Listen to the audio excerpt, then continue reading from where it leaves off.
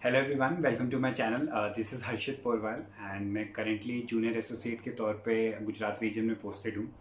I hope आप सबकी preparation अच्छी चल रही होगी, क्योंकि आज से एसबीआई पीओ के प्रीलिम्स चालू हो गए हैं। काफ़ी लोग के आज एग्ज़ाम्स हो गए होंगे और 2-3 दिन में अभी आगे जो और एग्ज़ाम्स होने वाले हैं उनके लिए आई गेस आप सब अच्छे से प्रिपेयर कर रहे होंगे।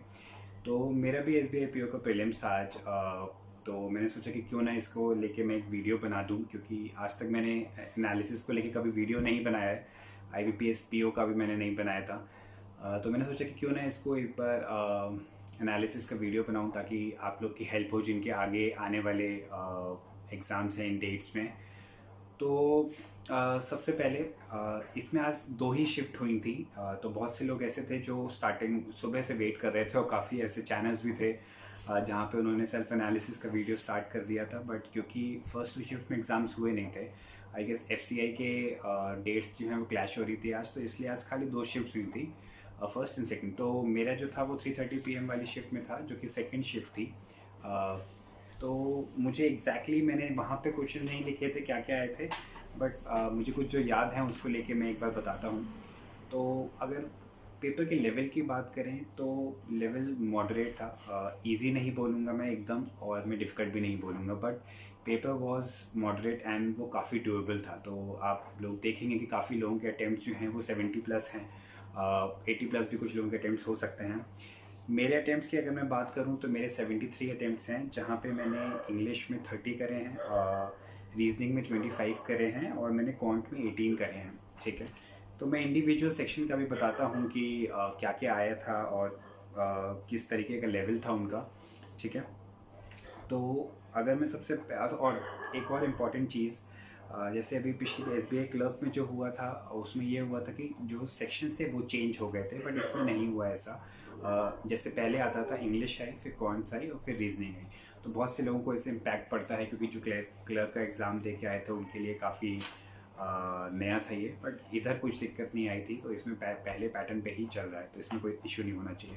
ठीक है, अब अगर मैं बात करूँ सेक्शन वाइज, तो इंग्लिश की अगर मैं बात करूँ तो मेरे 30 अटैम्प्ट्स हैं। एंड इंग्लिश, जैसे मैं पहले भी वीडियोस में बोलता आया हूँ कि चाहे पीओ का प्री हो चाहे क्लर्क का प्री हो, इंग्लिश हर पेपर में इजी आती है और वो काफ़ी ड्यूरेबल होती है। ठीक है, तो इसमें अगर मैं बात करूँ तो आरसी आई थी, जिसमें वही 8-10 क्वेश्चन थे। इतना डिफिकल्ट नहीं थी वो भी। ब्लैंक थे, fill in the blanks type question थे, जिसमें 2 ब्लैंक्स थे और उसमें आपको वर्ड्स फिल करने थे, तो वो भी इतना डिफिकल्ट नहीं था। रीअरेंजमेंट आए थे, वही जंबल वर्ड्स, तो 5 क्वेश्चन उसके थे।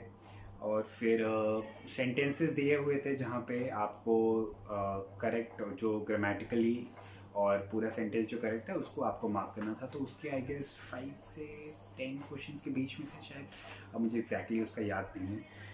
तो ये था एक एक बेसिक इंग्लिश का ओवरव्यू। और मुझे लगता है मेरी वहाँ पे जितने लोगों से बात हुई थी, मेरे जो आसपास भी लोग बैठे हुए थे, मैंने उनसे भी पूछा, काफ़ी फ्रेंड्स ने भी दिया है। तो मैंने अगर उनसे भी पूछा है तो सबके जो अटैम्प्ट्स हैं वो इसी के बीच में है, 25 से 30 के बीच में मोस्टली अटैम्प्ट्स हैं वहाँ पे लोगों के। तो इंग्लिश काफ़ी अच्छा है, आप वहाँ पे बहुत अच्छा स्कोर कर सकते हैं। ठीक है, फिर आते हैं सेकेंड सेक्शन पे, कॉन्ट्स। कॉन्ट्स जो थी वो डिफ़िकल्ट नहीं, बट मैं बोलूँगा कि लेंदी थी, इसलिए मेरे अटैम्प्ट्स भी वहाँ पे कम है और काफ़ी लोगों के अटैम्प्ट्स वहाँ पे कम है। तो मेरी 18 अटैम्प्ट्स हैं, जहाँ पे 5 आपके क्वाड्रेटिक थे जो इजी था, 5 मिसिंग नंबर सीरीज़ थी जो इजी था। उसके बाद 2 डीआई थी, उसमें से एक डीआई ड्यूएबल थी, मतलब उसमें भी आपको गर्ल्स और बॉयज़ और बार ग्राफ था वहाँ पे, लाइन ग्राफ था सॉरी, और वहाँ पे एवरेज दिया था नंबर ऑफ़ बॉयज़ और नंबर ऑफ़ गर्ल्स निकाल के, फिर ऐसे क्वेश्चन थे।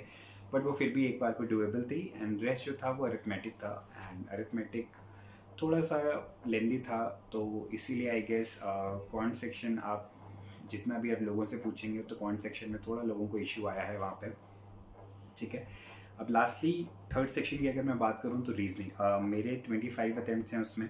ठीक है, और रीजनिंग इतनी डिफ़िकल्ट नहीं थी, काफ़ी स्ट्रेट फॉरवर्ड पजल्स थी, इतना भी ऐसे कोई ट्रिकी नहीं हो रहा था कि जहाँ पे एकदम आप फंस रहे हो, आपको बनाने में टाइम लगे।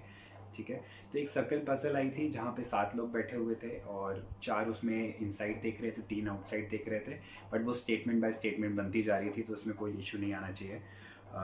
रो पजल आई थी, मतलब स्ट्रेट लाइन पजल आई थी, जहाँ पे 9 लोग बैठे थे और वो नॉर्थ देख रहे थे। वो भी इजी थी, वो भी काफ़ी आसानी से बन गई थी। फिर एक पज़ल आई थी जहाँ पे 3 मंथ्स दिए हुए थे और 2 डेट्स दी हुई थी, 7th एंड 12th, एंड उसके बेसिस पे लोग सिटिंग अरेंजमेंट था। क्या था मतलब जॉब के उस पर था या वो मुझे एग्जैक्टली याद नहीं है, बट हाँ 3 मंथ्स थे और 2 डेट्स थी, 7th और 12th, एंड उसके बेसिस पे हमें अरेंज करना था। ठीक है, 3 क्वेश्चन थे जहाँ पे अल्फ़ाबेट